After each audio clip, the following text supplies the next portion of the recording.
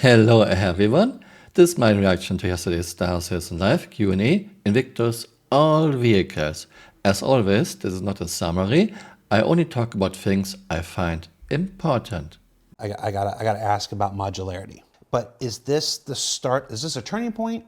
Or is this just, here, take this and we'll be back in another 8 years with more modularity? The sort of modularity you have with the MPUV, where the pod can detach and attach, we're still not there yet, but for something like the Galaxy's pods or the Retaliator's pods, where it's something you take somewhere to swap out for you, we're now at the stage where we can do that one. So ships moving forward that would have the feature will have it, and older ships, when we get round to doing the gold standards of those ships, we can revisit the modularity to introduce it to the ships that need it.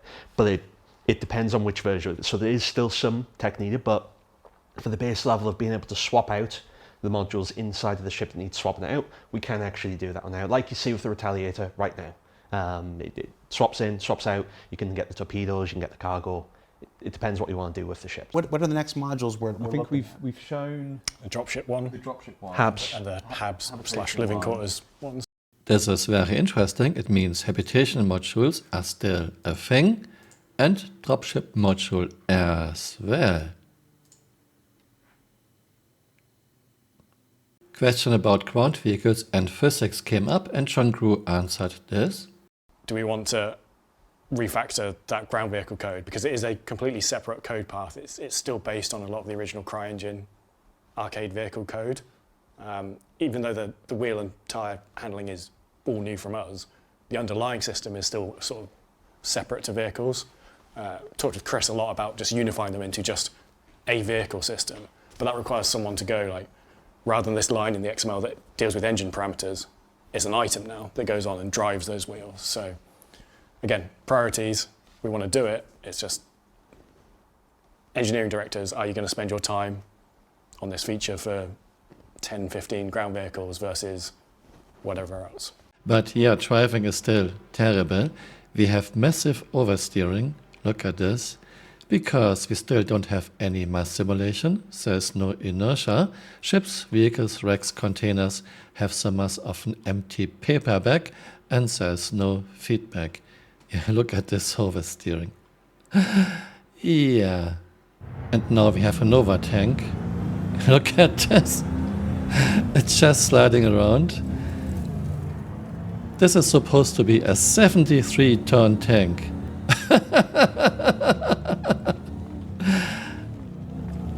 I mean, why is CRT unable to give us some very basic, decent driving physics? I get it, CRT has bigger fish to fry. Still, those driving physics in year 12 are abysmal bad. No mass simulation, no inertia, vehicles are just pivoting around a central Z-axis. Of course, no one expects driving physics like in iRacing or ACC, but driving in year 12 in Star Citizen is just no fun.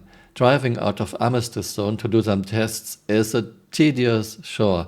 Please, make driving at least fun. Did you change medbed respawning just to sell more nurses? I went and talked to a design director for Squadron 42 in the Precision Universe, Rick Porter. He was on the last Star Citizen Live. You met him along with Rick and Rich and JJ. They were the makers of the original medbed spawning system back when they were just on the actor feature team. Back then, which is about 4 years ago, their intention was for all medbeds to allow spawning, and just for some to be at this distance and some to be at this distance. That was their original intent. It didn't get in at the time. Very interesting. Last Thursday's Inside Star Citizen, John Grew said, it's the first time we are getting respawn in medbeds. And now Jared said, it was never in the game before. Do you actually know your game? If not, ask someone who knows the game. We actually had respawning in Tier 3 medbeds, Cutlass Red, until 3.15 when CRG took it away. A single visit to the ship's medbay, whether injured or not, affords you the convenience of awakening there from then on should you flatline in the field. As long as the ship remains present and unharmed during your adventures, suffering any critical injuries will result in you awakening in the medbay, pulled back from the very brink of death.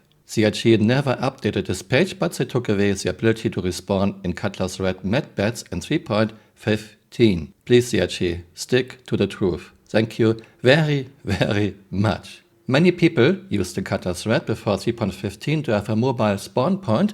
I did quite a lot of small arms and armor tests inside the Cutlass Red because I could just respawn my second character back inside. Respawning in tier 3 medbeds is now back. Question is for how long? Is this now permanent or is this now back just to sell medical Ursas, and will CRT take it away again? Would be very nice if we would get an official statement. Obviously, like anything else that goes into the Precision universe, it'll be tested, it'll receive a whole bunch of feedback, it'll be adjusted as necessary. Maybe 50 and 20 is too long, maybe it's too short, maybe it needs to be 70 and 30, maybe it needs to be 30 and 10. And well, it's a thing just like anything else that'll be adjusted. But the one thing that they really wanted me to remind you of is Death of a Spaceman. Death of a Spaceman is coming. I'm not going to sit here and say when, just otherwise to say that it's a lot closer now than it ever was at any point in the history of our development. And Death of a Spaceman will introduce a whole host of difficulties and challenges and detriments to your character should you choose to respawn over and over and over again. So looking at it through the context of Star Citizen today is of course natural and proper, and you absolutely should. And a lot of that feedback that we're seeing is because of how they're looking through it through the lens of Star Citizen today. But they are making decisions, laying the groundwork for Star Citizen of tomorrow and the day after and the day after. So remember Death of a Spaceman. You can still read an excellent write-up of it on the website. It's still pretty accurate. I think we're about due for an update. Actually, I'll talk to Rick about that and what the current intention of design for that is. I mean, we do have a big Citizen event. Maybe we'll do it then. That's not a promise. That's literally just me thinking off the top of the head that might be a good topic for there. But yeah, keep that in mind, and that's coming. That's on its way. If that affects your purchase, if you don't want, just consent. Know that that's on its way before you buy, and enjoy getting back into the fight even quicker and more consequence-free for the time being. But that change is coming. So remember that. Death of a Spaceman is still coming. It's not off the table. I linked to this in my first pinned comment below. What's the big thing on the backlog that's coming this year, though? The Polaris is coming. Saying it very quietly. Yeah. Saying it very quietly. It's the Polaris. We're talking There it about is. full flight ready. Yep. Yep. Released to the backers. Yep. They can fly it and use it Yep. this year. Yep. Yes. When? Which one of the camera? I'm going to recreate what we'd filmed for ISE that's now redundant. That one. You're looking at This it now. one. That one. So the Polaris is going to be flight ready, fully released at IE this year. Let me know what you think in the comments below, and see you next time. Bye. Auf Wiedersehen.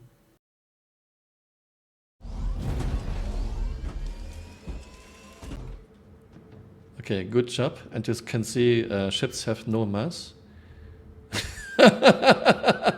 Flicker, what have you done? Okay.